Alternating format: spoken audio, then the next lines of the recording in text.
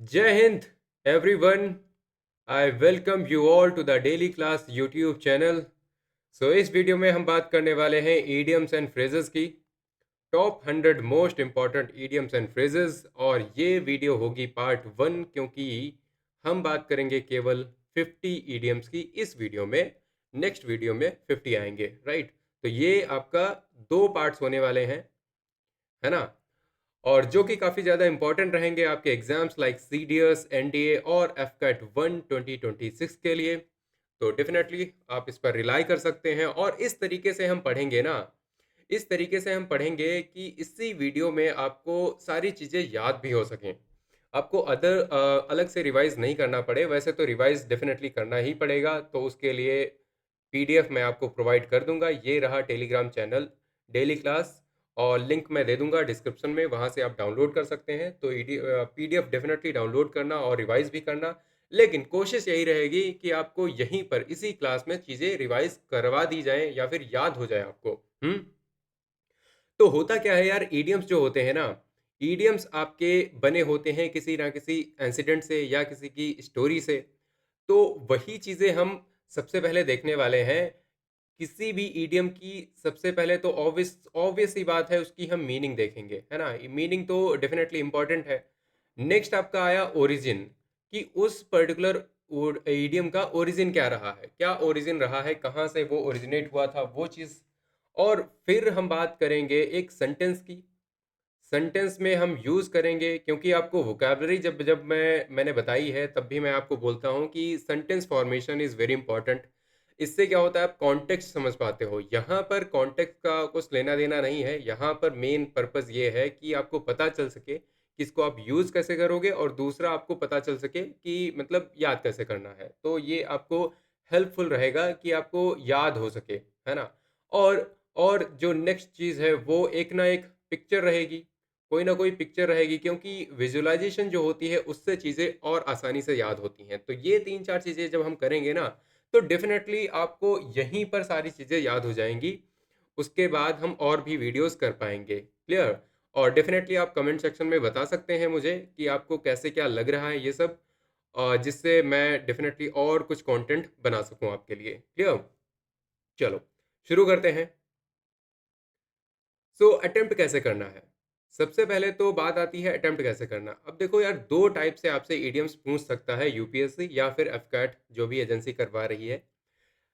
या तो वो सेंटेंस में दे सकते हैं। अगर सेंटेंस में उन्होंने दिया है, एक सेंटेंस में यूज़ करके फिर आपको दिया गया है, तो डेफ़िनेटली वहाँ पर जो है, वहाँ पर आपको कॉन्टेक्स्ट पहले देखना है कि किस कॉन्टेक्स्ट में ये यूज़ किया गया है, सेंटेंस क्या है, सेंटेंस की सेंस क्या निकल के आ रही है, उस पर आप जाओगे। मतलब before going on actual idiom, तो उसको मेमोराइज़ करने से पहले आपको कॉन्टेक्स्ट समझना पड़ेगा।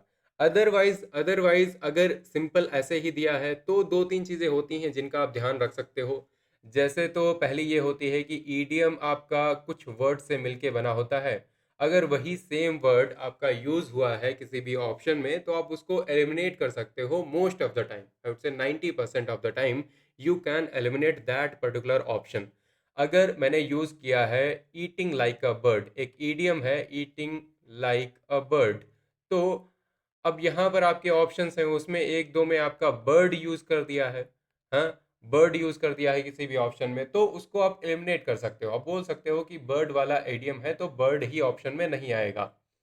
दूसरा क्या होता है, दूसरा ये होता है कि एक इडियम है, उसके बाद आपके 4 ऑप्शंस दिए हैं। अब वो ऑप्शंस क्या होते हैं, वो आपके जो ऑप्शंस होते हैं, तो कुछ ऑप्शन होते हैं बड़े ही डायरेक्ट होते हैं, कुछ होते हैं वो एक्सप्लेन किए गए होते हैं। ये आपके जो डिफ़िकल्ट वाले इडियम्स होते हैं ना, वहाँ पर ये चीज़ काम कर सकती है। तो कुछ की लेंथ इतनी होगी, कुछ की लेंथ इतनी है, तो कई बार जो ज़्यादा एक्सप्लेन किए होते हैं, जो ज़्यादा एक्सप्लेन्ड होते हैं, तो वो आपका सही ऑप्शन हो सकता है। लेकिन ये चीज़ें आपको लास्ट में यूज़ करनी है, when you don't know the exact meaning of the idiom, right? चलो, ये 2-3 चीज़ें हैं। बाकी क्या करना है, बाकी थर्ड तो आपको जितना ज़्यादा कंटेंट आप पढ़ सकते हो before going into actual exam, तो वो तो डेफ़िनेटली आपको हेल्प करने ही वाली है। चलो शुरू करते हैं। तो सबसे पहले हम एक्चुअली अपने क्लास की शुरुआत करेंगे बाय ब्रेकिंग द आइस। क्योंकि मैं इधर बैठा हूँ और उधर आप बैठे हो। अब हमारे बीच में बातचीत होने वाली है, इंटरेक्शन होने वाला है। अब इस इंटरेक्शन को हमें कंफर्टेबली स्टार्ट करना है, उसके लिए will have to break the ice. क्योंकि हमारे मेरे और तुम्हारे बीच में ना एक आइस है, उसको ब्रेक करना बहुत इंपॉर्टेंट है।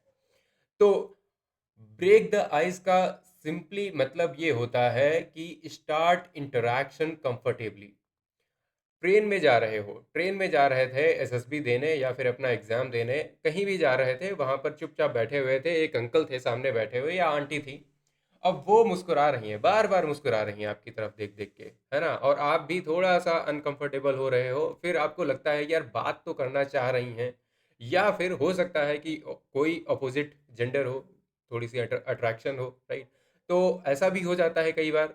अब कौन आइस को ब्रेक करेगा? वो जो आइस हो गई है बीच में, उसको किसी को तो ब्रेक करना पड़ेगा। So you will have to start interaction comfortably, so for that you will have to break the ice. Origin कैसे हुआ है इसका? ओरिजिन ऐसे हुआ है कि एक पहले क्या होता था, पहले क्या होता था, अभी भी वैसे होता है लेकिन पहले ज़्यादा होता था। तो क्या होता है कि कई बार क्या होता है कि जो विंटर होते हैं, विंटर्स में एक्चुअली क्या होता है कि आइस जो होती है वो फ्रीज हो जाती है। अब आइस जो है फ्रीज हो गई, तो जो शिप्स का मूवमेंट होता है ना, वो रुक जाता था। अब वो जब रुक जाता था तो वहां पर कुछ आइस ब्रेकिंग शिप्स बुलाई जाती थी, ताकि हमारा ट्रेड एंड कम्युनिकेशन फिर से स्टार्ट हो सके। तो फिर से अपना ट्रेड और कम्युनिकेशन, ध्यान से सुनना, कम्युनिकेशन को फिर से स्टार्ट करने के लिए हम क्या करते थे? आइस को ब्रेक करते थे, राइट। सो दैट जो पाथ्स है ना, वो यूज कर किए जा सके। सो सिमिलरली क्या होता है, फ्रेंडली एक्शंस जो होते हैं, फ्रेंडली एक्शंस जो आप स्टार्ट करते हो, सो वहां पर इनिशियल स्टिफनेस जो है, इनिशियल स्टिफनेस आप कह सकते हो, या साइलेंस है, या फिर ऑकवर्डनेस है, उन चीज़ों को हटाने के लिए you will have to break the ice. और यहाँ पर अगर हम आइस को देखें, आइस को आप रिलेट कर सकते हो हेजिटेशन से। यहाँ पर बहुत सारे ऐसे वर्ड्स आएंगे, तो आप ये मत समझना कि आइस की मीनिंग होती है हेजिटेशन। यहाँ पर हम रिलेट कर सकते हैं हेजिटेशन से। क्लियर? तो आप यूज कैसे करोगे? The teacher broke the ice with a joke. अब कोई एक नया नया टीचर आया, उसे आपसे बात करनी है, तो वो क्या करेगा? सबसे पहले एक जोक मारेगा। अब जोक मारा, सबने हंस दिया, अब वहां पर माहौल जो है थोड़ा लाइट हो गया। सो teacher broke the ice with a joke. Clear? मतलब उन्होंने जो इंटरेक्शन था उसे स्टार्ट कर दिया। नेक्स्ट क्या है? अब हमने अपनी जो आइस है उसको ब्रेक कर लिया है। फिर से हम इसी से रिलेटेड एक देखेंगे, get the ball rolling. Get the ball rolling मतलब यहाँ पर क्या होता है, you have to begin an activity, you have to begin an activity और स्टार्ट समथिंग। किसी चीज़ को स्टार्ट करने जब जाते हो तो वहाँ पर हम यूज़ करते हैं। जैसे के लिए फुटबॉल है, क्रिकेट है, ऐसे गेम्स में, ठीक है, पहले एक्चुअली होता था, पहले स्पोर्ट्स में क्या होता था, बॉल को रोल किया गया, बॉल को रोल किया गया। अब वो जब बॉल रोल करेगी तब तक आप खेलोगे। तो ये बाद में क्या हुआ, बाद में एक्चुअली ये डिफ़िकल्ट, जो आपके डिफ़िकल्ट नहीं, जो डिफरेंट डिफरेंट टास्क होते हैं, उनके लिए यूज़ करना शुरू कर दिया सबने। हुँ? कि जब भी आप कोई भी काम शुरू करते हो, so you will have to get the ball rolling, right. जैसे के लिए यहाँ पर देखो, ये एथलीट, ये पॉइंट होता है ना, यहाँ से रनिंग स्टार्ट करते हैं, ये बना होता है। मिल्खा सिंह मूवी देखी है, उसमें ये अपना ही हैमर लेके उसे लगाते हैं, फिर बाद में यहाँ से स्टार्ट करते हैं। हुँ? सो यहाँ पर रोलिंग से समझ सकते हो आप प्रोग्रेस से, रोलिंग से समझ सकते हो प्रोग्रेस से। Clear? So let's get the ball rolling, so let's get the ball rolling, we have already broken the ice, so let's get the ball rolling. So dare to begin, dare to begin, यहाँ पर एक message है आपके लिए, dare to begin मतलब हिम्मत करो शुरू करने की, ठीक है, फिर बाद में तो काम आपका हो ही जाता है, शुरू तो करो। नेक्स्ट है आपका set the ball in motion, set the ball in motion. अब आपका जो पहले वाला था, set the gate the ball rolling, उसका मतलब था स्टार्ट कर देना किसी चीज को। अब set the ball in motion का मतलब होता है कि आपने ऐसा एक काम स्टार्ट करना है जो कि कंटिन्यू करेगा, जो कि कंटिन्यू करेगा बाद में। हम्म आपने एक चीज घुमा दी, अब वो चीज मोशन में है। हम्म तो यहाँ पर ये समझना कि ये आपका जो न्यूटन का फर्स्ट लॉ होता है ना, उसकी तरह है कि आपने एक चीज, एक काम को कर दिया, एक काम को शुरू कर दिया, अब वो चलता ही रहेगा जब तक उस पे कोई भी जो एक्स्ट्रा फोर्स है वो अप्लाई ना किया जाए। यही तो होता है पहला वाला law of inertia. So mechanics आपका हो गया या फिर फिजिक्स हो गया, उसमें बताते हैं ना कि जब भी मोशन स्टार्ट होता है तो ये कंटिन्यू रहता है अनलेस स्टॉप्ड। सॉरी। तो यहाँ पर आपका जो मोशन है, मोशन को आप रिलेट कर सकते हो ऑन गोइंग एक्शन से। यहाँ पर ऑन गोइंग एक्शन देखो, आपका जो ब्रेक द आइस था या फिर हम बात करें गेट द बॉल रोलिंग, तो उनमें क्या है कि आप इनिशिएट कर रहे हो एक टास्क को, लेकिन सही जो चीज़ है ना वो यहाँ पर आती है कि यहाँ पर क्या है, यहाँ पर डिफरेंस ये है कि the that particular task which you are initiating और starting is going to continue, right. फिर सेंटेंस की बात करें, the order set the process in motion. कोई भी ऑर्डर आया, उसने क्या किया, काम को कंटिन्यू कर दिया। क्लियर। नेक्स्ट आपका क्या है, नेक्स्ट है आपका eight the outset. Eight the outset, इसकी मीनिंग क्या होती है? इसकी मीनिंग होती है at the beginning. Eight the beginning, right. तो ये आपका एक्चुअली रेफर करता है idea of set out on a journey. Old English में ऐसी बात होती थी, set out on a journey. मतलब यहाँ पर जो आउटसेट है ना, यहाँ पर आउटसाइड आउटसेट समझ लेना आप, ये बाहर का पॉइंट है ना, ये स्टार्टिंग का पॉइंट है, ये बस ये समझ लो कि ये स्टार्टिंग का पॉइंट है। क्लियर। तो आप आउटसेट को रिलेट कर लेना स्टार्ट से ये आउटसेट है ना, ये सारा कुछ अंदर का है, ये आउटसेट है। So rules were explained at the outset, मतलब क्या है कि रूल्स बिगिनिंग में ही एक्सप्लेन कर दिए गए थे। हाँ, rules were explained at the beginning और at the outset. Clear. Next one, next है आपका फिफ्थ, देखते हैं। Take the plunge. Take the plunge, अब प्लंज का मतलब क्या होता है? कूद जाना, किसी चीज में कूद जाना बिना सोचे समझे, ठीक है, कूद जाना, जंप कर जाना suddenly. So take the plunge का मतलब है decide to start something risky. अब जब सडनली जब आप जंप करते हो, प्लंज का मतलब देखो क्या है, जंप सडनली, है ना। तो अगर आप जंप करते हो it means without knowing, actually without knowing, यहाँ पर हम ओरिजिन की बात करें, from diving into water without knowing depth. So it definitely implies courage. आपको पता भी नहीं है कि कितनी डेप्थ है यहाँ पर, still you are jumping, still you take the plunge. It means you have decided to start something risky. अब यहाँ पर आपने स्टार्ट नहीं किया है कोई चीज़ रिस्की, आपने डिसाइड कर लिया है, आपने डिसीजन ले लिया है कि आप स्टार्ट करोगे। तो ये भी एक बड़ी बात है ना, स्टार्ट आपने किया हो सकता है कि जानबूझ के ना किया हो, इंटेंशनली ना किया हो, लेकिन ये चीज़ दिखाती है कि आपने इंटेंशनली किया है, right. So he took the plunge and joined the army, joined the academy, okay, joined the academy, right. So ये भी वही होता है, ये भी आपका मतलब एक करेजियस डिसीजन होता है। अगर आप इस वीडियो को देख रहे हो it means you are a defence aspirant, या फिर आप एसएससी वगैरह भी हो सकता है कि कुछ लोग जाएंगे, but at least you have decided to do something. So you have took the plunge. Clear. Next one, next आपका सिक्स वन क्या कहता है? ये कहता है from scratch. From scratch, so from scratch का मतलब क्या होता है? From the very beginning. अब देखो यहाँ पर बहुत से लोगों को लग सकता है कि ये जो ईडियम्स हैं बहुत डिफिकल्ट नहीं है, सबने सुन रखे हैं, लेकिन हम इसी तरीके से चलेंगे, अपने डिफिकल्टी का लेवल हम हर वीडियो में बढ़ाते हुए जाएंगे और कुछ इम्प्रूवमेंट्स भी करते जाएंगे। जैसे कि लिए सेंटेंसेस जो हैं उनको और बड़ा करेंगे ताकि आपको और अच्छे से समझ में आ सके, राइट। तो कुछ चीज़ें आप वैसे भी डेफिनेटली आप कुछ कमेंट सेक्शन में बता सकते हो, कुछ मैं अपनी तरफ से इंप्रूवमेंट्स करता रहूंगा। क्लियर। चलो। सो फ्रॉम स्क्रैच का मतलब क्या है? इसका मतलब होता है फ्रॉम द वेरी बिगिनिंग, बिल्कुल शुरुआत से। अब ये कहाँ से आया होगा? हम समझते हैं कि क्या है, जो क्या है कि मतलब जो बॉक्सिंग होती है या फिर रेस होती है, वहां पर क्या होती है, ग्राउंड को स्क्रैच किया जाता है स्टार्टिंग में। सो उस पर्टिकुलर स्क्रैच को हम कहते हैं कि यहाँ पर स्टार्टिंग पोजीशन हो गई, है ना, यहाँ पर स्टार्टिंग पोजीशन हो गई। क्रिकेट सब लोग देखते हैं, क्रिकेट में भी देखा होगा, वहाँ पर स्क्रैच करते हैं, ठीक है, हालांकि वो डिफरेंट चीज़ होती है, लेकिन बैट्समैन जैसे आता है तुरंत करता है, राइट। सो स्क्रैच का मतलब हो गया ये स्टार्टिंग लाइन है। है ना, स्क्रैच कर दिया, अब ये स्टार्टिंग लाइन है। और गली क्रिकेट अगर खेला है तो वहां तो भाई स्क्रैच ही करते थे, है ना, वहां पर ऐसे स्क्रैच करते थे। ये हो गई स्क्रैच, है ना, ये लाइन हो गई, एक ये लाइन हो गई, ये क्रीज हो गई, ये क्रीज हो गई, इसके बीच में बॉल आनी है और यहाँ पर बैट्समैन खड़ा होगा और यहाँ से बॉलर फेंकेगा अपना। ऐसे होता था तो स्क्रैच करते थे। So he built his career from scratch, मतलब फ्रॉम द वेरी बिगनिंग, बिल्कुल इनिशियल स्टेज से। मतलब यहाँ पर कहने का मतलब है इनको पिताजी की दौलत नहीं मिली है। So he built his career from scratch. Clear?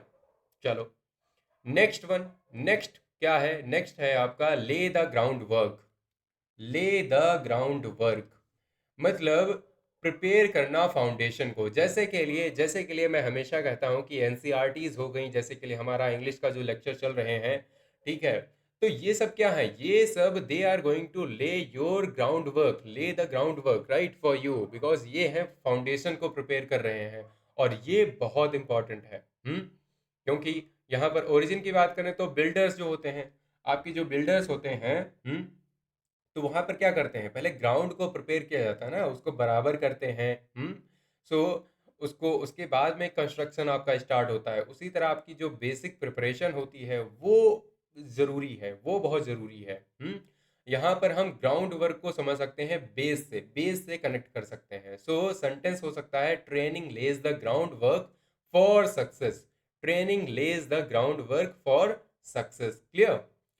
फिर नेक्स्ट क्या है आपका? नेक्स्ट है draw up a plan. Same photo है, ड्रॉ अप अ प्लान मतलब क्या होता है? यहाँ पर क्या होता है एक्चुअली? Prepare formally. अब पहले क्या होता था? पहले एक्चुअली हर एक चीज़ पेपर पे होती थी। पहले हर एक चीज़ पेपर पे होती थी। आजकल कुछ चीज़ें पेपर पे होती हैं तो उन्हें फॉर्मल बोला जाता है काफ़ी ज़्यादा। तो हम समझ सकते हैं कि documents were earlier physically drawn up, हाँ, ऐसे तैयार किए जाते थे।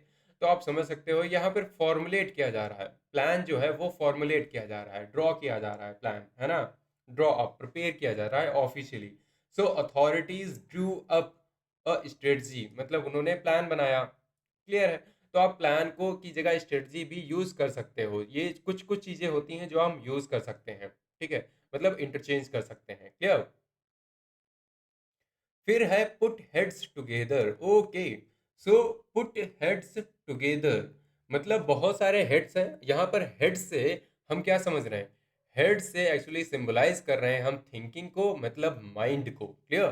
तो इनका हेड मतलब इनका माइंड, इनका हेड मतलब इनका माइंड, दोनों साथ में चलेंगे तो ज़्यादा अच्छे आइडियाज़ आएंगे ना, है ना। यही तो होता है टीम वर्क। इसीलिए तो आपके जो जीपीई है और ये सारी एक्टिविटीज़ कराई जाती हैं एसएसबी में, क्योंकि वहाँ पर क्या होता है? You will have to put heads together, then you have to think collectively. Think collectively, so heads symbolize करते हैं थिंकिंग को, and together means collaboration, right? Together means collaboration. So let us put our heads together. Let us put our heads together so that we can actually we can come with a better plan or better strategy. Clear? चलो next है आपका leave no stone unturned. अब इसको इस तरह से सोचो कि आप गए थे थोड़ा घूमने, वहां पर स्टोन्स काफी पड़े हुए थे, वहां पर एक चीज कोई है वो खो गई है। तो उसके बाद आपने क्या करना है? आपको हर एक स्टोन को हटा हटा के देखना है कि यार इसके नीचे तो नहीं है, उसके नीचे तो नहीं है। So you will have to make every effort possible. You will have to make every effort possible, है ना। ये आपका एंशियंट ग्रीक की एडवाइस है। वहां पर सर्च करने को बोला जाता था, सर्च थॉरली अंडर स्टोन्स, है ना, search thoroughly under stones. Clear? So मतलब है यहाँ पर अनटर्न्ड से मतलब है अनचेक्ड, मतलब किसी चीज को अनटर्न्ड या अनचेक्ड नहीं छोड़ना है। ऐसा नहीं कि एक स्टोन है जिसको आपने चेक ही नहीं किया, सब कुछ चेक कर लेना है, हर एक एफर्ट जो है वो लगा लेना है। So similarly you all to clear the exam have to actually have not to leave any stone unturned, right? So they left no stone unturned. You also will have to leave no stone unturned if you want to clear the exam. फिर आपका आता है have something up one's sleeve. Have something up one's sleeve. अब sleeve क्या होती है? Sleeve आपकी होती है वही बाह, है ना। हाथ में जब आप पहनते हो कोई शर्ट वगैरह तो वहां पर स्लीव होती है। तो क्या होता है, ये आपका कहाँ से निकला है, ये आपका निकला है मैजिशियन से। मैजिशियंस हाइड ट्रिक्स इन स्लीव्स।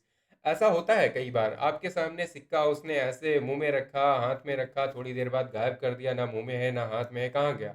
वो उसकी स्लीव में है, वो उसकी स्लीव में है एक्चुअली, है ना। और इतनी सफाई से किया है ना उसने, आपको पता चलेगा नहीं। तो इसे कहते हैं हिडन प्लान।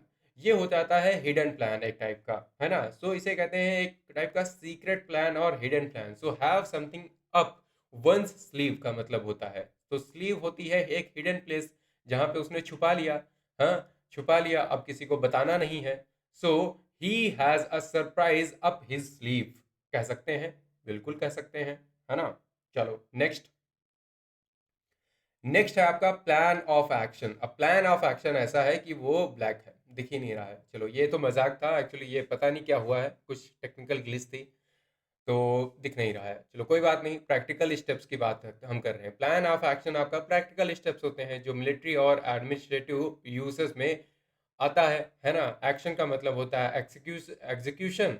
तो a clear plan of action is needed, ऐसे करके हम बोल सकते हैं। मतलब एक प्रैक्टिकल स्टेप्स चाहिए, कुछ प्रैक्टिकल स्टेप्स चाहिए जिनसे हम अपने काम को एग्जीक्यूट कर सकें या फिर कर सकें अच्छे से।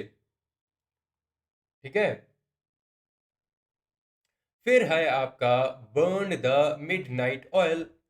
बर्न द मिडनाइट ऑयल, यहां पर आपकी मीनिंग है work late at night, work late at night.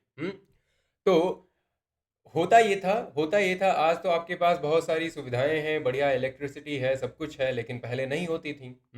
तो पहले ऑयल लैंप होता था। अब किसी को रात में पढ़ना है तो वो क्या करेगा, ऑयल लैंप जलाएगा, उसमें ऑयल होगा और वो ऑयल को बर्न करेगा। आधी रात में बर्न कर रहा है, इसका मतलब वो आधी रात में काम कर रहा है, मेहनत कर रहा है। So mid night oil. और रात में कौन पढ़ता है, रात में मेहनती लोग पढ़ते हैं। सो मिड नाइट ऑयल का मतलब है late effort. He burned the midnight oil for CDS. So definitely he cleared it. हाँ, अगर आप भी करेंगे तो आप भी क्लियर कर लेंगे। चलो, मतलब आपको लैंप नहीं जलाना है, आपको मेहनत करनी है ना, आपको बस मेहनत करनी है। नेक्स्ट है आपका keep the ball rolling. Keep the ball rolling, अब आपने सेट द बॉल रोलिंग तो कर दिया था, अब आपको कीप द बॉल रोलिंग करना है। अब आपको क्या करना है, काम ऑलरेडी स्टार्ट हो चुका है, you just have to continue the progress. You just have to maintain the progress, whatever has been started you have to continue that. So work in progress, ये PWD का favourite एक slogan होता है, work in progress, है ना, होता ही रहता है। तो वही हो रहा है यहाँ पर। तो ओरिजिन की बात करें तो फिर यहाँ पर स्पोर्ट्स में क्या होता था, स्टॉपिंग बॉल स्टॉप्स प्ले। अगर बॉल स्टॉप हुई इसका मतलब काम रुक गया। हम्म है ना। यहाँ पर आप रोलिंग को, रोलिंग से समझ सकते हो एक टाइप का ऑन गोइंग मूवमेंट हो रहा है ना, ऑन गोइंग मूवमेंट हो रहा है। इसे मोमेंटम, मोमेंटम भी बोल सकते हैं वैसे, ठीक है, या फिर आप मूवमेंट बोल सकते हो, है ना, कि कुछ तो हो रहा है यहाँ पर। क्लियर। सेंटेंस कैसे बनाएंगे, practice keeps improvement rolling, practice keeps improvement rolling, practice keeps the ball rolling, whatever you want to say you can से।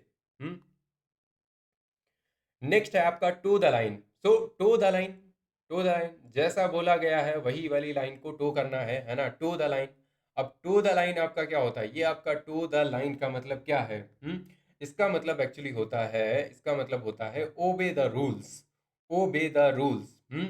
अब टू आपका जो अंगूठा होता है उससे आपको लाइन पे ही रखना है, बिल्कुल एग्जैक्टली लाइन पे रखना है। मतलब यहाँ पर एक्चुअली क्या होता था, जो ड्रिल्स वगैरह होती हैं, मिलिट्री ड्रिल्स आपकी होती हैं, वहां पर सोल्जर्स को खड़ा होना पड़ता है with toes on a line, एक पर्टिकुलर लाइन में ही होने चाहिए, है ना। सो ये आपका जो फ्रंट पार्ट है आपका फुट का, वो एग्जैक्टली वहीं पर होना चाहिए। आपने ड्रिल देखी होगी तो वहां पर जैसे होता है, तो ये तो आपका डिसिप्लिन दिखाता है। तो cadets must toe the line, so you all will have to toe the line whenever you go into the academy, है ना। सो ये रूल्स की बात हो रही है यहाँ पर, और उनको अच्छे से फॉलो करने की। नेक्स्ट है आपका गो the extra mile. Go the extra mile, अब एक्स्ट्रा माइल आपको जाना था 5 माइल, आप चले गए 6 माइल, राइट। तो आप एक माइल एक्स्ट्रा चले गए, आपको मतलब what ever was expected actually you did something more than that. So it means doing more than required, making extra efforts, इतना रिक्वायर्ड नहीं था, स्टिल आपने और ज़्यादा कर दिया। अब यहाँ पर एक बिब्लिकल रेफरेंसेस होता है। बिब्लिकल रेफरेंस का मतलब है कि मतलब ये चीज़ें बाइबल में कहीं ना कहीं लिखी हुई हैं।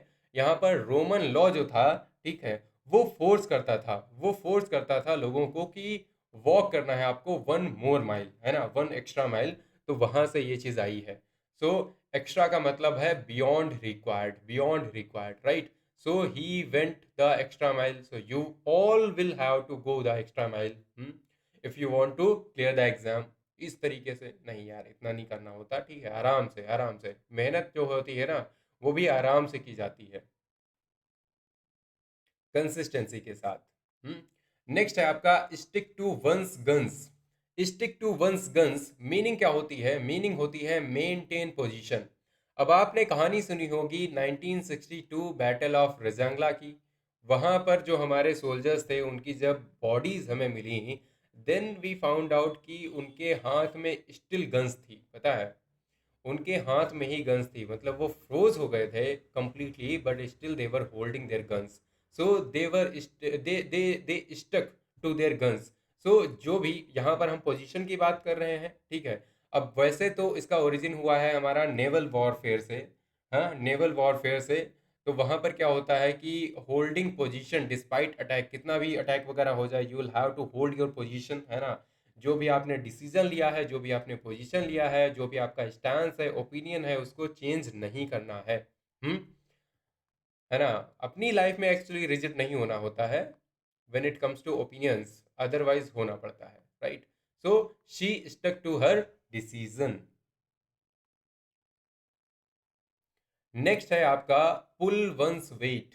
पुल वंस वेट का मतलब क्या है? पुल वंस वेट का मतलब है डू वंस शेयर, अपने हिस्से का काम कर देना। जैसे कि लिए ये बच्चे हैं, अपने हिस्से का काम करके जा रहे हैं। आए थे किटी मतलब छोटी सी पार्टी में, किड्स पार्टी में, सॉरी, किड्स पार्टी में आए थे, है ना। और वहां पर गंदगी हुई, उसके बाद में इन्होंने अपने हिस्से का वहां पर साफ सफाई कर दी। उन्होंने बाकी लोगों से भी बोला कि आप भी कर दो।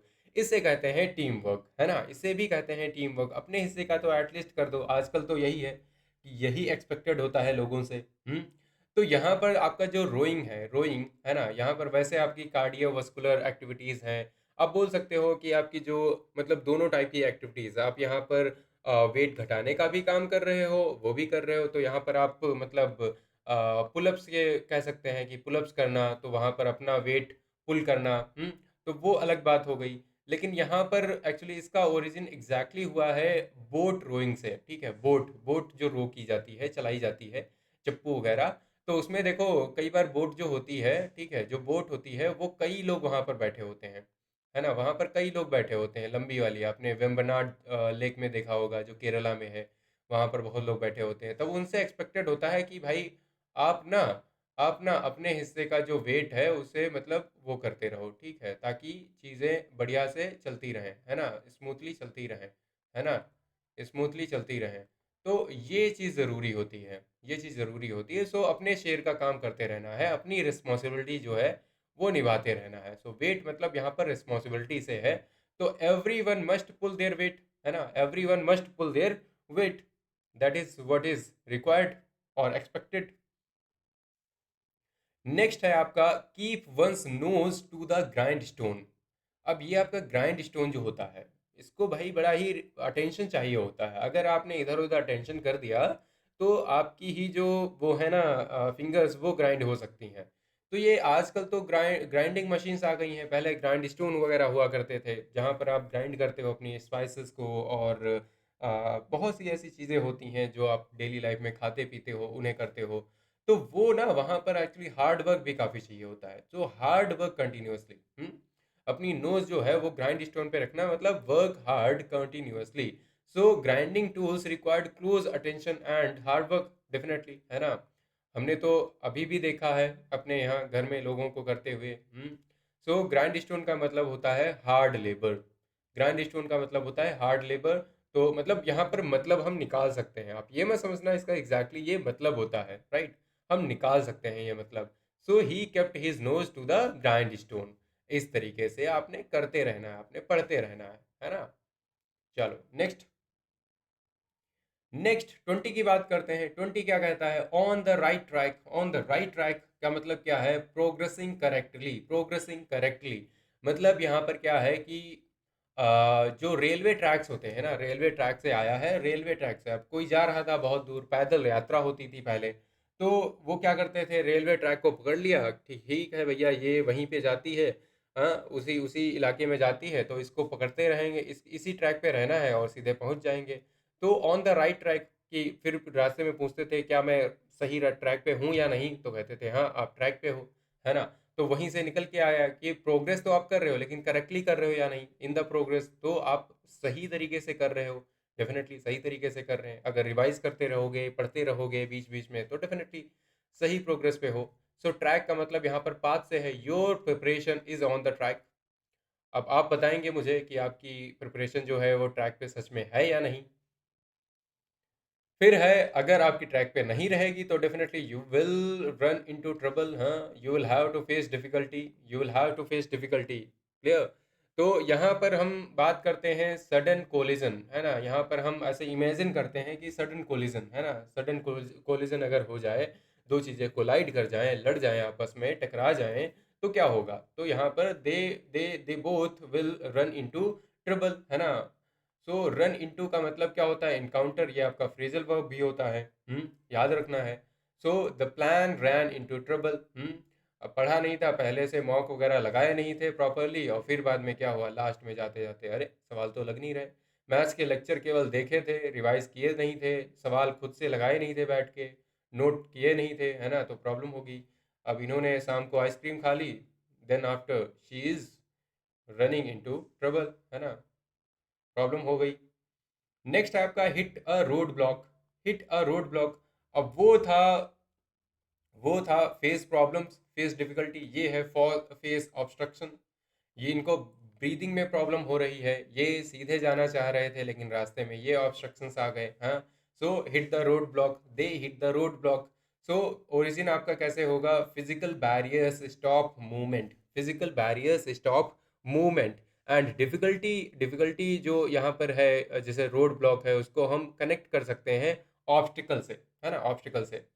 सो funds became a roadblock, मतलब lack of funds. Obviously funds कभी भी रोड ब्लॉक नहीं बनते हैं, लैक ऑफ फंड्स जो होती है वो रोड ब्लॉक बनती है। क्लियर।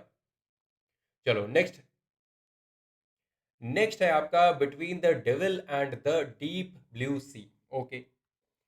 अब ये जो बिटवीन वाले होते हैं ना, इनका मतलब सिंपली होता है कि आपके पास दो चॉइसेस हैं और दोनों खतरनाक हैं। जैसे एक और होता है बिटवीन स्किला एंड कैरब्दिस। तो वहां पर वो भी आपका एक कहीं ना कहीं एक स्टोरी से है कि वहां पर दो बड़े ही खतरनाक जीव हैं जिनके बीच में आप फंस गए हो। तो वो भी देखेंगे, अगले अगली क्लासेस में देखेंगे।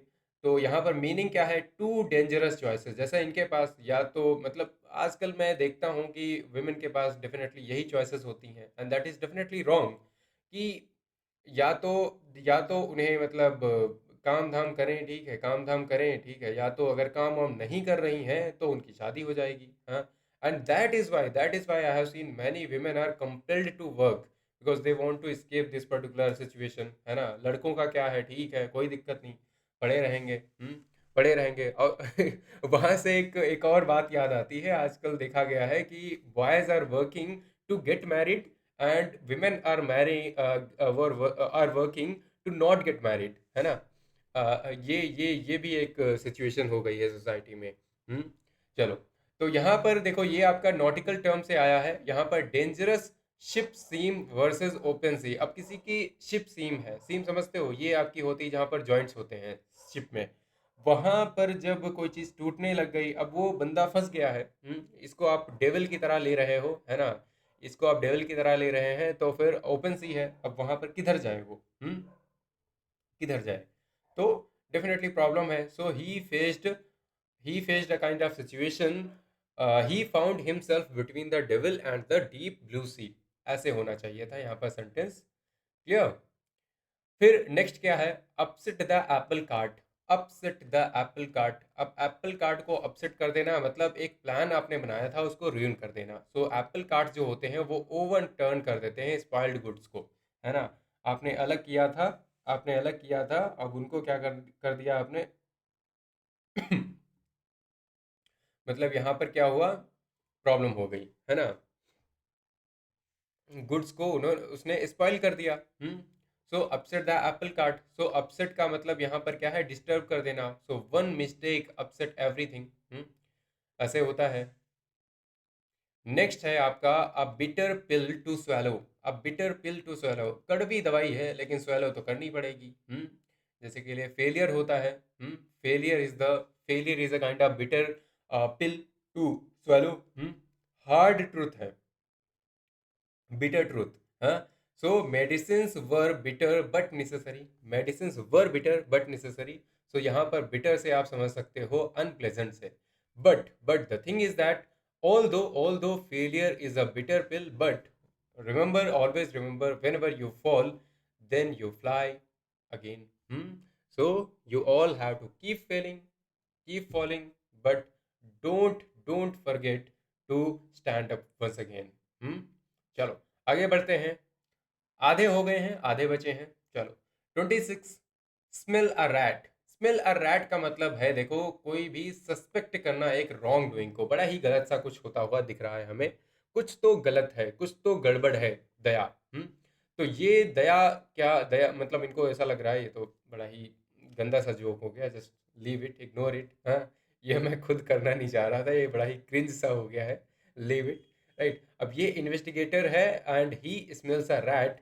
सो वही वाली चीज़ है। सो यहाँ पर कुछ तो गड़बड़ है, कुछ तो गलत है। सो ओरिजिन क्या होगा, रैट्स सिंबलाइज करते हैं बिट्रेयल को या फिर डेंजर को। अब आपने रैट को स्मेल कर लिया, इट मीन्स कुछ तो गलत हो रहा है यहाँ पर, है ना। रैट यहाँ पर डिसेप्शन को दिखाता है, धोखेधड़ी को दिखाता है। सो यहाँ पर I smell a rat here, मतलब आपने कुछ ना कुछ स्मेल कर लिया, आपने कुछ लगा है कि यहाँ पर कुछ तो गलत हो रहा है ना। चलो नेक्स्ट क्या है, 27। 27 क्या है, रॉक द बोट। अब बोट बढ़िया से चल रही थी, आपने रॉक कर दिया, उसे डिस्टर्ब कर दिया, स्टेबिलिटी को डिस्टर्ब कर दिया आपने। अब यहाँ पर आप पढ़ रही थी या यहाँ पर आप पढ़ रहे थे, जो भी हैं आपके कुछ सिबलिंग्स तो होते ही हैं जो आ जाते हैं कुछ ना कुछ ऐसा कांड करने, हैं, तो आपको उठना पड़ता है, जैसे कि लिए, या फिर घर वाले होते हैं कई बार। हाँ, तो वो भी कई बार कंट्रीब्यूट करते हैं आपके ना पढ़ने में। चलो, सो डिस्टर्ब स्टेबिलिटी। तो यहाँ पर हम बात करते हैं rocking boats risk capsizing, right. Rocking boats risk capsizing. So rock का मतलब होता है यहाँ पर डिस्टेबलाइज करना। So don't rock the boat, don't rock the boat. Next आपका क्या है, go down hill. Go down hill. अब डाउन हिल का मतलब सिंपल सा क्या होता है, नीचे जा रहे हैं। मतलब कोई चीज़ खराब है लेकिन और खराब होती जा रही है, जैसे कि लिए ये, लेकिन ये डॉलर तो ऐसा नहीं हो रहा है। हाँ, डॉलर तो नहीं हो रहा है ऐसा। चलो कोई बात नहीं, इसका मतलब होता है डिटेरियोरेट करना। अब डिटेरियोरेट वैसे यहाँ इसके लिए हम यूज़ भी नहीं करते, करेंसी के लिए हम यूज़ करते हैं डिप्रिशिएट करना, है ना। ये आपको कॉन्टेक्स्ट वाली एक क्लास में मैं बताऊंगा कि देखो ये वाले क्वेश्चंस आते हैं जहाँ पर एग्जैक्टली आप कह नहीं सकते दूसरा वाला एक्चुअली गलत नहीं होता, लेकिन बाकी वाले ज़्यादा सही होते हैं। तो ये आजकल यूपीएससी पूछने लगा है कॉन्टेक्स्ट वाले वर्ड्स, जैसे के लिए दे देंगे डिक्रीज कर रहा है, डिप्रिशिएट कर रहा है, डिटेरियोरेट कर रहा है, तो आपको बताना पड़ेगा कि रुपी के साथ एक्चुअली आप क्या लगाओगे, है ना। किसी भी करेंसी के साथ तो करेंसी डिप्रिशिएट करती है, हेल्थ जो होती है वो डिटेरोरेट करती है। तो इस टाइप की एक क्लास हम करेंगे, एक नहीं वैसे दो तीन करेंगे, क्योंकि ये क्लासेस बहुत इंपॉर्टेंट है आपके लिए, राइट। तो वो भी हम करेंगे डेफिनेटली। क्योंकि ऑप्शंस आजकल कंफ्यूजिंग बहुत दे रहे हैं, तो कंफ्यूजिंग ऑप्शंस आपके सारे क्लियर हो जाएंगे। तो गो डाउन हिल का मतलब है डिटेरोरेट करना, मतलब यहाँ पर डाउन हिल मूवमेंट क्या होता है, इंप्लाई करता है लॉस ऑफ कंट्रोल, है ना। लॉस ऑफ कंट्रोल, जैसे आप यहाँ पर ये है आपकी पहाड़ी, अब इधर जाओगे तो ऑब्वियसली क्या होगा, कंट्रोल आप अपना लूज कर दोगे। सो डाउन हिल का मतलब है डिक्लाइन करना। So things went downhill, ऐसे बोल सकते हैं। फिर है call a spade a spade. बड़ा ही ऑनेस्ट इंसान है, बड़ा ही ऑनेस्ट इंसान है। हाँ, स्पीक प्लेनली, स्पीक प्लेनली, जो चीज़ है मैं तो भाई वैसे ही बोलूंगा। प्लेनली का मतलब है ऑनेस्टली, यहाँ पर मतलब है ऑनेस्टली, है ना, मतलब ऑनेस्टली। सो ग्रीक प्रोवर्ब है, इसका मतलब होता है कि भाई जो भी बोलो क्लियरली बोलो, ऑनेस्टली बोलो, ठीक है, घुमा फिरा के नहीं, कोई भी मैनिपुलेशन नहीं, कुछ भी नहीं, just say what ever you think, है ना। सो डिफिकल्ट यहाँ पर जैसे के लिए स्पेड है, स्पेड का मतलब क्या होता है, यहाँ पर हम समझ सकते हैं रियलिटी से, है ना, रियलिटी से हम इसे रिलेट कर सकते हैं, बोल सकते हैं कि रियलिटी है। So call a spade a spade, call a spade a spade, honest बंदा है, जो बात है वो बोल दी। हम्म है ना, कोई भी मैनिपुलेशन नहीं। नेक्स्ट आपका है cut the Gordian not. Cut the Gordian not, अब ये क्या हुआ, देखो बात ये हुई कि Alexander Alexander the so called great was given a task, मतलब सबको टास्क दिया गया, एक बड़ी ही डिफिकल्ट सी नॉट थी, ठीक है। अब ये नॉट एसएसबी जाओगे तो ये नॉट बांधना सीखना होगा आपको, है ना, डिफरेंट डिफरेंट टाइप्स की। तो ये नॉट होती है, अब ये बड़ी ही डिफिकल्ट सी थी, इसे खोलने को बोला गया। अब इसने क्या किया, अलेक्जेंडर ने ज़्यादा मतलब दिमाग नहीं लगाया, ज़्यादा वो नहीं किया, इसने बस काट दी, ठीक है, इसने कट कर दी सिंपली, ठीक है, अपनी उठाई तलवार कट कर दी। तो ये चीज़ होती है। सो सॉल्व डिसाइसिवली, किसी एक प्रॉब्लम को कतई एकदम सॉल्व कर देना, बोल्ड तरीके से सॉल्व कर देना, है ना, कभी बड़ी ही कॉम्प्लेक्स सी प्रॉब्लम थी लेकिन उसे सॉल्व कर दिया, एक एक अलग सा तरीका निकाल के, एक अलग सा तरीका है ये। ऐसा नहीं है कि मतलब आप ट्रेडिशनल किसी तरीके से जा रहे हो जैसे सब कर रहे थे। So bold action cut the knot. Next है take matters into one's own hands. Take matters into one's own hands, किसी एक मैटर को, किसी एक मामले को अपने खुद के हाथ में ले लेना, मतलब एक्ट इंडिपेंडेंटली, सिंपल सी बात है, इंडिपेंडेंटली। सो फिजिकल कंट्रोल जो होता है वो इम्प्लाई करता है रिस्पॉन्सिबिलिटी को। इन्होंने बोला कि हर एक चीज़ अब मैं खुद से डील करूंगी, खुद से कहूंगी, ठीक है, अब किसी और को रिस्पॉन्सिबिलिटी नहीं दी जाएगी। तुम लोग अच्छे से काम नहीं करते हो तो मैटर मतलब इशूज जो भी हैं उनको खुद से डील किया जाएगा। So he took the charge himself और she took the charge herself, whatever you want to say you can say. So she took the matter into her own hands, बोल सकते हैं, बिल्कुल बोल सकते हैं। Next आपका आता है bite the bullet. Bite the bullet, अब ये यार क्या होता है कि एक्चुअली पहले क्या होता था, पहले बहुत ज़्यादा रिसोर्सेस नहीं होते थे, आपकी कोई भी मतलब एनेस्थीसिया वगैरह नहीं होती थी। तो क्या होता था एक्चुअली, सोल्जर्स को जब भी उनकी सर्जरी वगैरह होती थी, जब भी सर्जरी होती थी तो उनसे बोल देते थे कि आप इस बुलेट को बाइट करो, मुंह में रख लो, ठीक है, उसे मतलब जोर से दबाओ। तो उससे क्या होता है एक्चुअली, आपने ध्यान दिया होगा, आपको जब पेन वगैरह होता है कहीं पर तो आप अपने ही कहीं पर चुटकी काटने लग जाते हो, कुछ और करने लग जाते हो, because you want to divert your mind from the actual pain to less severe pain, है ना। तो वो जब करना होता है then you bite the bullet. तो मतलब और यहाँ पर इस काम के लिए काफी ब्रेवरी भी चाहिए। सो यहाँ पर कहने का मतलब है फेस हार्डशिप ब्रेवली। फेस करना, जो भी हार्डशिप है, जो भी कठिनाइयां हैं, जो भी प्रॉब्लम्स हैं, उनको बड़ा ही ब्रेव तरीके से फेस करना। तो बुलेट का मतलब है यहाँ पर pain, so he bite the bullet, clear. Next है weigh the pros and cons. Weigh का मतलब है, देखो, वे का मतलब है कि किसी चीज को मेजर करना, ठीक है, मेजर करना और उसका वेट निकालना, ठीक है, ये आपका वर्ब की तरह जब यूज होता है ना तो उसे वे बोल देते हैं, ठीक है। जब वेट आपका वर्ब की तरह यूज होता है तब आप वे बोल देते हो, वे करना, इसी से वेइंग भी कह सकते हो आप, है ना, वर्ब है तो कुछ कैसे भी यूज करो। फिर मीनिंग आपकी क्या होती है, यहाँ पर मीनिंग होती है कंपेयर एडवांटेजेस एंड डिसएडवांटेजेस। अब सिंपल सी बात है, प्रोज मतलब एडवांटेजेस, कॉन्स मतलब डिसएडवांटेजेस, उनको आप क्या कर रहे हो, ये आपके हो गए डिसएडवांटेजेस, ये हो गए एडवांटेजेस, इनको आप मेजर कर रहे हो कि भाई अगर मैं ये काम करता हूँ मेरे कितने ज़्यादा, मतलब एक काम हो गया इसमें मुझे कितना फ़ायदा हुआ, कितना नुकसान हुआ, हाँ। खर्चा तो हो गया आपका, मतलब इन्वेस्टमेंट थी आपकी 10 लाख की, फ़ायदा भी हो गया आपका आपका 3 लाख का, 3 लाख का आपका फ़ायदा हो गया सब मिला के, हाँ। तो ओवरऑल नुकसान हो गया 7 लाख का, जो भी है ना। तो चीज़ें हैं, ये picture I don't know what is the actually context, ठीक है, इसको कोई भी गलत तरीके से ना देखे। नेक्स्ट हम ओरिजिन की बात करें, अगर ओरिजिन की बात करें तो वेइंग स्केल्स, यहाँ पर मेटाफर यूज किया गया है वेइंग स्केल्स का, क्लियर। तो यहाँ पर एक्चुअली हम वे एग्जैक्टली नहीं कर रहे हैं, बस हम मतलब चीज़ों को बताना चाह रहे हैं कि कितने एडवांटेजेस हुए, कितने डिसएडवांटेजेस या फिर होने वाले हैं। सो प्रोज एंड कॉन्स को हम फॉर एंड अगेंस्ट में देख सकते हैं, वेड ऑप्शंस केयरफुली, क्लियर। नेक्स्ट है आपका 34, अब 34 क्या कहता है, चलो देखते हैं। 34 कहता है makeup once mind, makeup once mind. अब आपने कोई चीज़ डिसाइड करी, आपने सोचा, घर वालों से बोला कि हम करेंगे तैयारी डिफेंस में जाने की, डिफेंस में जाने की तैयारी करेंगे। सो you have made your mind, you have made your mind, clear. तो उसका मतलब है यहाँ पर डिसाइड करने से। सो मेंटल रेजोल्यूशन यहाँ पर लिया गया है। यहाँ पर हम थोड़ा सा इमेजिन कर रहे हैं कि यहाँ पर मेंटल मेंटल रेजोल्यूशन लिया गया है ना, कि मतलब माइंड माइंड से अपने एक सोचा गया है ना, इस तरीके से। मेकअप का मतलब है फाइनलाइज करना। So he made up his mind, he made up his mind, clear. चलो नेक्स्ट है 35।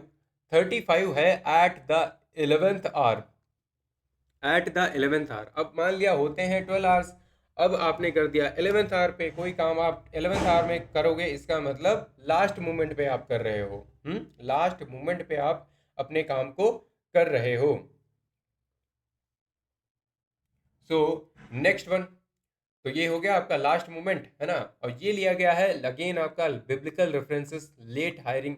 एक्चुअली हुआ क्या, एक स्टोरी है, ठीक है, आपके बाइबल्स में या फिर कहीं पर किसी बुक्स में, कि क्या होता था, लेट हायरिंग होती थी। कुछ लोग सुबह आते थे काम करने, कुछ लोग आते थे एकदम लास्ट मोमेंट पे, शाम को आते थे, है ना। और फिर बाद में जब पेमेंट होता था वो सबको बराबर ही दिया जाता था। तो कुछ ऐसी एक स्टोरी है।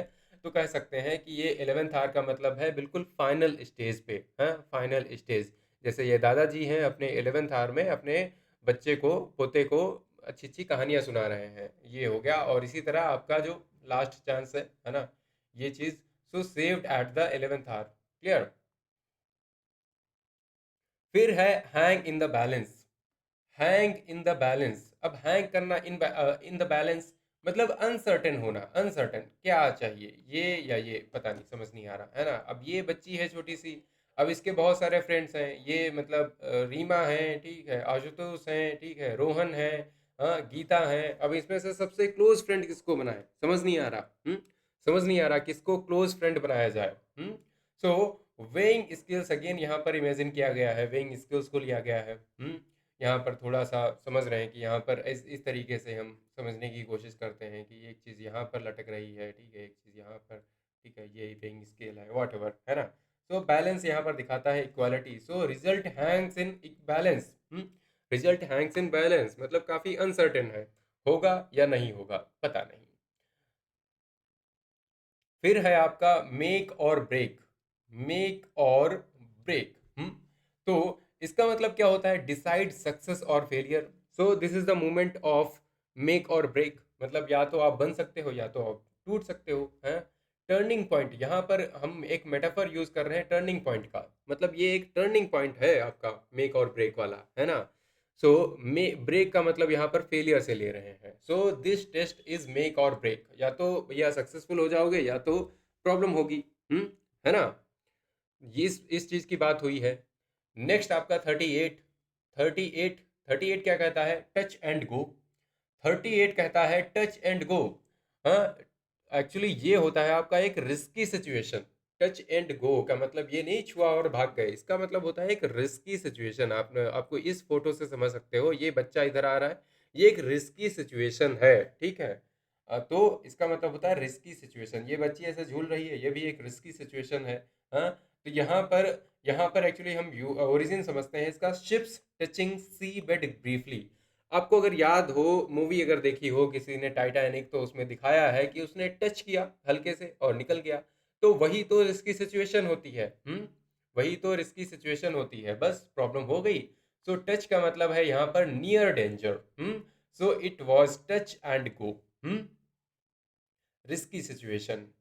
फिर है आपका रिस्की पोजीशन, अगेन आपका आ जाता है ऑन थिन आइस। अब कोई थिन आइस है, एक लेक है, बड़ी ही सुंदर सी लेक है, विंटर्स का महीना है, फ्रीज कर गई है, फ्रोजन लेक है, फ्रोजन लेक है, लेकिन आइस जो है वो काफ़ी थिन है। उस पर आप स्केटिंग करने चले गए या घूमने चले गए, आपने सोचा चलो ठीक है घूम लेते हैं थोड़ी देर। अब यहाँ पर अगर थिन है आइस तो ऑब्वियसली ये रिस्की हुआ ना। सो थिन आइस में ब्रेक एनी टाइम, ऑब्वियस सी बात है। सो थिन मतलब यहाँ पर काफ़ी अनसेफ है। So he is on thin ice मतलब he is in the risky situation, जैसे कि लिए ये भाई साहब हैं हमारे, घिरे हुए हैं 4 लोगों से, तो इनका भी हो सकता है। अब इनका पता नहीं क्या केस है, आई डोंट नो, आप पर है, आप जैसे कॉन्टेम्पलेट करना चाहो। नेक्स्ट है hold one's breath. Hold one's breath, अपनी सांस रोक लेना, रुक जाना सांस, है ना। तो मतलब क्या होता है, वेट एंक्शियसली, वेट एंक्शियसली, मतलब ये भाई साहब अभी अभी इंटरव्यू देके निकले हैं, कॉन्फ्रेंस देके निकले हैं ऑब्वियसली। वैसे तो यार यहाँ पर कई लोग बैठते हैं साथ में, हाँ समझ सकते हो, ये अकेले थोड़ा सा बैठे हुए हैं। हम्म। अब यहाँ पर क्या है, वो वेट कर रहे हैं। ये वेट कर रहे हैं, वेटिंग एंक्सियसली। याद आ गया, बहुत लोगों को तो याद आ गया होगा, है ना, जो ऑलरेडी दे चुके हैं एसएसबी। फिर हम यहाँ पे आते हैं, इनकी रिपोर्ट आनी है, मेडिकल रिपोर्ट वगैरह आनी है, so they all are waiting anxiously. So physical response जब होता है, टेंशन में दिखता है, तो उसे बोलते हैं होल्डिंग वंस ब्रेथ, राइट। तो ब्रेथ का मतलब है suspense, so everyone held their breath. Next है with flying colours. So if you study well then definitely you are going to come with flying colours. So with flying colours का मतलब है great success, great success. So naval victory flags जो होते हैं, so colours मतलब flags, colours मतलब flags, simple सी बात है, हाँ। मतलब झंडे के साथ आना, झंडे के साथ आना, ऑब्वियसली जीत के आना, है ना। She cleared NDA with flying colours, and came with flying colours, है ना, जो भी है ना, इस तरीके से। नेक्स्ट है hit the nail on the head. Hit the nail on the head का जिस्ट इसमें दिखता है, I am exactly where I need to B.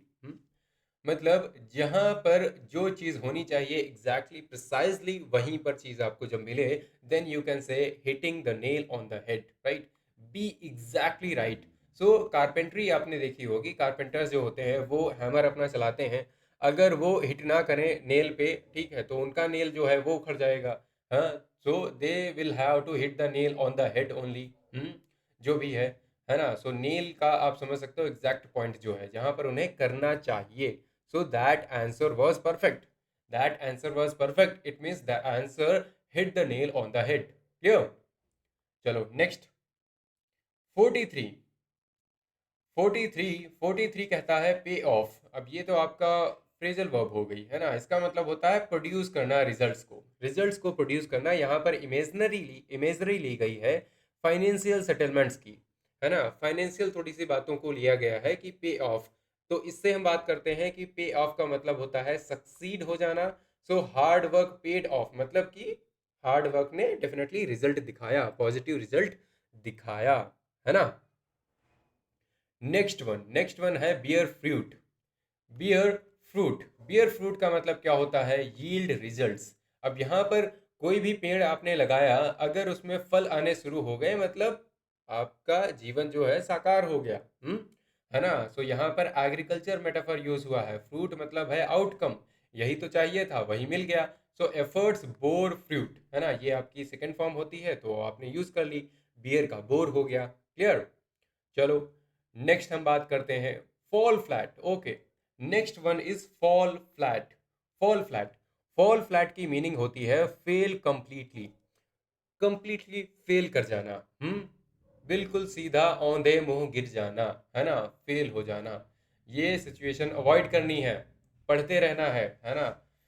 So physical fall imagery यहाँ पर यूज की गई है फिजिकल टाइप में, जैसे आप गिरते हो तो उसी को हम कह सकते हैं प्लान वगैरह में, हर एक चीज में आप यूज कर सकते हो, ईडियम बन गई ना, कैसे भी यूज करो। सो फ्लैट मतलब विदाउट इफेक्ट, कोई भी इफेक्ट ही नहीं हुआ भाई, फ्लैट गिरी है। अब कोई चीज जब फ्लैट गिरती है ना, तो उसका इफेक्ट नहीं होता ज़्यादा, वहां पर क्या होता है, इफेक्ट नहीं होता ज़्यादा। वहां पर क्या होता है कि वो चीज़ जब फ्लैट गिरती है तो उसका जो फोर्स है वो कम हो जाता है, प्रेशर कम हो जाता है ना। So the plan fail flat, कोई भी इसका इम्पैक्ट ही नहीं हुआ। फिर है 46, throw in the towel. Throw in the towel, अब कोई चीज़ थ्रो कर देना टॉवल में, मतलब गिव अप कर देना, गिव अप कर देना, ये सफ़ेद झंडी दिखा दी, गिव अप कर दिया, हाँ। सो बॉक्सिंग, यहाँ पर बॉक्सिंग में एक सरेंडर का सिग्नल एक्चुअली होता था, उससे ये लिया गया है। बॉक्सिंग में सरेंडर का सिग्नल जो होता है उससे लिया गया है। क्लियर? सो उसे हम बोल सकते हैं। और डिफिकल्ट यहाँ पर टॉवल जो है उसको समझ सकते हो सरेंडर से। So he refuse to quit, he refuse to quit, वैसे तो यहाँ पर बोल रहे हैं कि he threw the he threw in the towel, ठीक है। जो भी चीज़ है उसने एक्चुअली एक्चुअली गिव अप कर दिया, ठीक है। तो ये वैसे गिव अप करने से होता है, क्लियर। चलो हम बात करते हैं 47। 47 है draw the curtain on. Draw the curtain on. अब एक सीनरी चल रही थी, उसके ऊपर आपने पर्दा गिरा दिया, मतलब एंड कर दिया आपने, कंप्लीटली उस चीज़ को एंड कर दिया। अब थिएटर में ऐसा ही होता है ना, थिएटर में क्या होता है, कर्टेन जो होता है क्लोजर होता है, ऐसे पर्दा आ जाता है, मतलब चीज़ें खत्म हो जाती हैं, बस हो गई सेरेमनी, खत्म हो गया सब कुछ। सो कर्टेन मतलब फाइनलिटी दिखाता है, राइट, फिनिश्ड, द एंड, खत्म, ta-ta bye bye. So sentence कैसे होगा, दिस ड्रॉज द कर्टेन, मतलब कोई पर्टिकुलर एक्ट किया गया, उस चीज ने क्या किया, ड्रॉ कर दिया कर्टेन। चलो नेक्स्ट, हम फाइनल स्टेज में है ना, तो इसलिए हम ड्रॉ कर रहे हैं, कर्टेन को ड्रॉ करने वाले हैं। सो वॉश वंस हैंड्स ऑफ। अब मान लिया इस पर्टिकुलर वीडियो में मुझसे कोई भी गलती हो गई हो, उसके बाद मैं उस गलती को मानने के बजाय मैं क्या करूं कि I am going to wash my hands off this particular thing और that particular mistake. So disown कर देना, रिस्पॉन्सिबिलिटी को डिसओन कर देना कि भाई मेरी कोई गलती नहीं है, मेरी कोई गलती नहीं है। तो यहाँ पर हालांकि इन बच्चों से बोला गया आपको रिस्पॉन्सिबिलिटी लेनी है, you don't have to wash your hands off this particular mess which you have created और लिटरिंग, राइट। सो यहाँ पर अगेन आपका बिब्लिकल कुछ पॉन्टियस पायलट, कुछ यहाँ की स्टोरीज हैं उससे आया है, तो सिंपल सी बात है, आप समझ सकते हो, ईजी है, कुछ डिफिकल्ट नहीं है याद करना। सो वॉश हैंड्स का मतलब है डिस एसोसिएट कर लेना, खुद को उस चीज से अलग कर लेना, मेरा कोई भाई लेना देना नहीं था। वही आपका दोस्त जो होता है ना, जब तीन चार लोग गलतियां करते हो और एक क्या करता है, एक एक्चुअली करता है, क्या करता है बोलता है कि वो बोलता है कि मैंने कुछ नहीं किया, मैं बस देख रहा था, मैं बस बैठा हुआ था, हाँ। So he washed his hands off it.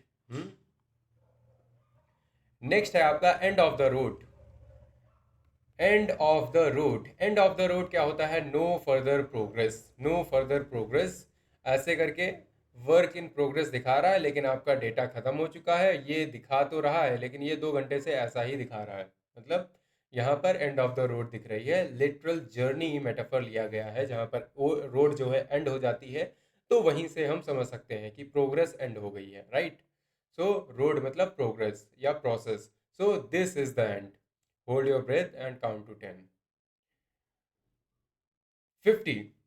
50 क्या कहता है, 50 कहता है put the lid on. Put the lid on मतलब फिनिश करना, कंप्लीटली किसी चीज को फिनिश कर देना, मतलब एक आपका कंटेनर था, ठीक है, उस पर आपने लिड लगा दी, ढक्कन लगा दिया, बंद कर दिया, उसे सील कर दिया। So closing a container fully. So we are also actually putting the lid on this particular video, right, क्योंकि हमारे देखा होगा आपने कि 50 ईडियम्स हो चुके हैं, है ना। सो फिनिश करना, टाटा करना, बाय बाय करना, है ना। सो लिड मतलब हो गया closure, so that sealed his fate, मतलब दैट सील्ड हिज फेट और that put the lid on his fate, clear. चलो, तो ये थे देखो 50 इडियम्स। आई होप आपने कुछ सीखा होगा इससे।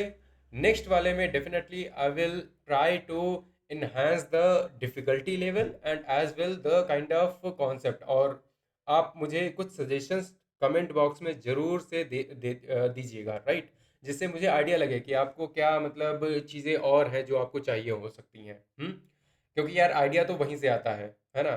सो गोल्डन टिप्स लास्ट में क्या मैं बताना चाहूँगा, डेफिनेटली कुछ तो है जो मैं बताना चाहूँगा। नेवर मेमोराइज ईडियम्स रैंडमली, कभी भी मेमोराइज करने की कोशिश मत करो, जैसे हमने यहाँ पर किया है इसी टाइप से आपको always always link on idioms to a real life situation और स्टेज ऑफ अ टास्क। कोई भी आप टास्क परफॉर्म करते हो या फिर आपकी कोई रियल लाइफ सिचुएशन होती है, उससे लिंक करने की कोशिश करो, दैट्स इट, यही होती है मेन चीज, right. So in exams eliminate options by logic और कॉन्टेक्स्ट। सो एग्जाम में आपको क्या करना है, यहाँ पर जब आप पढ़ रहे हो तब आपको ये चीज करनी है, और एग्जाम में आपको एलिमिनेट करना है ऑप्शंस को लॉजिक और कॉन्टेक्स्ट से, not only by rote memory. कभी भी याद करके इतना ज्यादा मत जाओ, बस इसी तरह से रिलेट करके जाओ, राइट। सो इडियम्स कभी भी सिचुएशन में फिट करते हैं, ठीक है, सेंटेंस में उतना ब्लाइंडली फिट करने की कोशिश मत करो, सिचुएशन में फिट करने की कोशिश करो and you will always be successful, right. MCQs भी करेंगे, पीवाईक्यूज जब करेंगे ना, तो हम रियल एग्जाम वाला एक होगा जो हमारा जो होता है एक्सपीरियंस, उसे हम एक्सपीरियंस करेंगे, राइट। और अगेन पीडीएफ आपको डेफिनेटली चाहिए होगी और डाउनलोड ज़रूर कर लेना, ठीक है। आपने अगर वीडियो देखा है, इतनी मेहनत कर रही है और आपको अगर पीडीएफ मिल रही है फ्री में, तो क्यों नहीं डाउनलोड करते हो? डाउनलोड करो और रिवाइज करो, है ना। कहाँ मिलेगी? टेलीग्राम चैनल पे मिलेगी। अब जा रहे हो तो सब्सक्राइब भी कर लेना, है ना। और आपने ये वीडियो अगर देखी है तो इस चैनल को भी सब्सक्राइब कर सकते हो, क्योंकि बहुत से ऐसे लोग हैं जो अभी सब्सक्राइब नहीं किया है ना उन्होंने। तो डेफिनेटली आप कर सकते हो। और ये मेरा व्हाट्सअप नंबर है, यहाँ पर आपको कोई भी डाउट है, सजेशन लेना है आपको, ठीक है, आपको सजेशन देना है ऑब्वियसली, ठीक है, या फिर लेना है और वट एवर, तो आप मुझे डेफिनेटली टेक्स्ट कर सकते हैं, राइट। और ये है अपना इंस्टाग्राम अकाउंट, यहाँ पर अब पोस्ट होनी शुरू हो गई हैं, तो डेफिनेटली आप विजिट कर सकते हैं। It's your choice, it's your choice, क्योंकि मैं ज़्यादा ज़्यादा एक्चुअली इनकरेज नहीं करता कि आप इंस्टाग्राम जैसे प्लेटफॉर्म्स पे बने रहो, स्क्रॉल करो, ये वो करो, ठीक है। बढ़िया है, ठीक है, जो भी कर रहे हो क्वालिटी टाइम स्पेंड करो, बढ़िया से पढ़ाई करो, दैट्स इट, ठीक है। चलो, मिलते हैं अगले वीडियोस में, और टिल देन पढ़ाई करते रहो, ठीक है, पढ़ाई करते रहो, रिवाइज करते रहो, और मिलते हैं डेफिनेटली अगले वीडियो में, ठीक है। चलो, so till then I will be signing off, and Jai Hind.